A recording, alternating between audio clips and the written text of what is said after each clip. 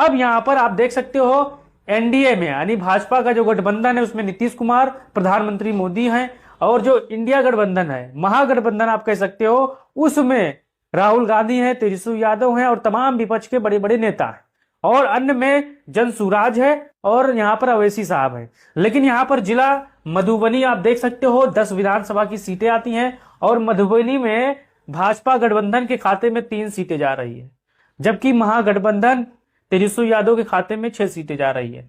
स्वराज यानी जन स्वराज जो प्रशांत किशोर की पार्टी है उसको 1 सीटें मिल रही है और एमआईएम का खाता नहीं खुल रहा है मधुबनी में। अगले जिले की तरफ, अगला जिला है सीतामढ़ी का। आप देख सकते हो 8 विधानसभा की सीटें आती हैं और जो भाजपा का गठबंधन है वो 3 सीटें जीत रहा है साथियों, और जो महागठबंधन है वो 5 सीटें जीत रहा है। स्वराज और एमआईएम का यहाँ पर खाता नहीं खुल रहा है।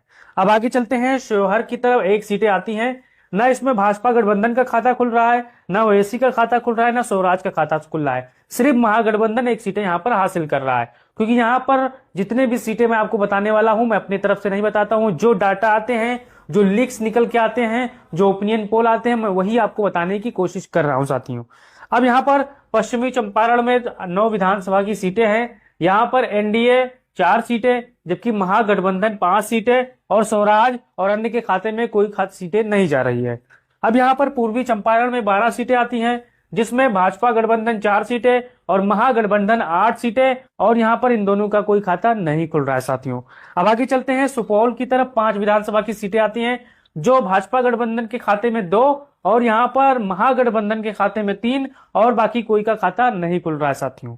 अब आगे चलते हैं अररिया की तरफ। 6 विधानसभा की सीटें आती है अररिया में, जिसमें जो भाजपा गठबंधन है वो 2 सीटें पा रही है, जबकि महागठबंधन के खाते में 4 विधानसभा की सीटें जा रही है। अब यहाँ पर देखिए गोपालगंज, 6 विधानसभा की सीटें आती हैं गोपालगंज में, जिसमें एनडीए गठबंधन और महागठबंधन 3-3 विधानसभा की सीटें जीत रहा है। यहाँ पर मुकाबला काफी बराबरी का है यहाँ पर गोपालगंज में साथियों। अब यहाँ पर सारण में देख सकते हो 10 विधानसभा की सीटें आती हैं, जिसमें भाजपा गठबंधन को 3 और महागठबंधन को 5 और स्वराज को 1 और एमआईएम को 1 यहाँ पर सीटें मिल रही है। अब यहाँ पर मुजफ्फरपुर में 11 विधानसभा की सीटें आती हैं, जिसमें यहाँ पर भाजपा गठबंधन को 4 और महागठबंधन को 6 और स्वराज के खाते में 0 सीटें, जबकि एमआईएम के खाते में, अवैसी साहब के खाते में 1 सीटें आ रही है। अब यहाँ पर वैशाली में 8 विधानसभा की सीटें आती हैं वैशाली में, जिसमें एनडीए यानी भाजपा गठबंधन 2, जबकि महागठबंधन बहुत बढ़िया प्रदर्शन कर रहा है, 6 सीटें जीत रहा है, बाकी अन्य किसी का कोई खाता नहीं खुल रहा साथियों। अब यहाँ पर देख सकते हो दरभंगा 10 विधानसभा की सीटें आती हैं, जिसमें भाजपा गठबंधन 3 और महागठबंधन के खाते में